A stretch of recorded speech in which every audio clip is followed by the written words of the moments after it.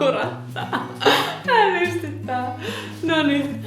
Mä ajattelin tehdä tämmönen video, missä me kerrotaan teille, että minkä takia ripsien pidennykset pitäisi päivittäin pestä. Ripsipidennykset pitäisi pestä joka päivä, koska päivän aikaan niihin kertyy likaa, bakteereja, rasvaa. Eli ne pitäisi sieltä aina pestä pois. Eli kun ripset pesee joka päivä, niin ne pysyykin sit pidempänä.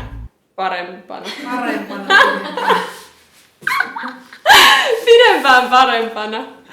Eli jos susta tuntuu, että se on sulle vielä epäselvää, miten niitä ripsipidennyksiä pitäisi pestä, niin ei hätää, me näytetään sulle. Millä tuotteella sä peset ripsit? Mä pesen sillä puhasluoduksen mustikka. Hyvä, niin mäkin. Putsarilla. Se on aika hyvä. Niin on. Siitä saa hyvän vaahdon. Vaahto on aika hyvä siinä. Kyllä. No, me näyttänyt.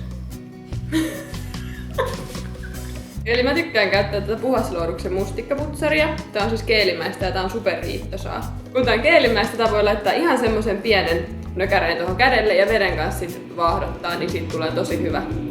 Sillä saa tosi hyvin putsattua ne ripset. Mä tykkään tästä J.B. Lashin omasta putsarista. Se putsaa ripset tosi hyvin, suojaa sen liimasauman ja sitä ei voi käyttää meikin puhistukseen, koska siinä on alkoholia ja se kuivattaa. Mutta tällä pystyy putsaamaan tosi hyvin ripset, jos on putsaustikut. Meni hetki. Tällä pystyy muuten myös putsata koko kasvot samalla. Tää on oikein hyvä myös siihen. Niin näin ne lähtee puhtaaksi. Ja noita voi käyttää myös siis tän kanssa, kun tekee sen vaahdon, niin Kyllä. noilla sitten. Muista harjata ripset. Älä kuitenkaan kostea. Anna niitten kuivua. Päivittäin harjaa.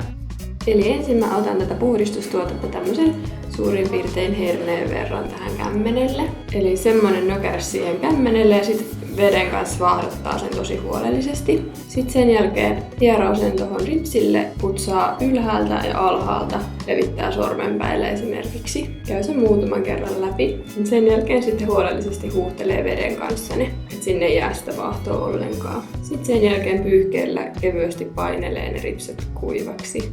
Ja nimenomaan se painelu, ettei ala hankaamaan niitä ripsiä. Painellen kevyesti kuivaksi.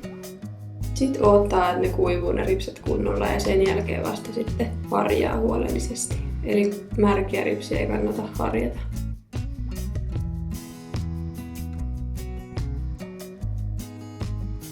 Jos sä käytät tuota J.B. Lashisin omaa ripsien puhdistusainetta, niin nuo puhdistustikut kannattaa ensin kastella tuohon aineeseen ja sitten tuo ylimääräinen neste kannattaa noista tikuista sitten ottaa pois tolla tavalla. Nuo ripset kannattaa käydä sitten huolellisesti läpi noilla tikuilla molemmilta puolilta tällä tavalla. Ripsihuoltoon kannattaa aina tulla puhtaalla ripsillä, koska sitten sä saat käytettyä sen koko ripsihuoltoajan nimenomaan siihen huoltoon, eikä sellaiseen ylimääräiseen ripsien puhdistamiseen. Muista pitää hyvää huolta sun ripsistä.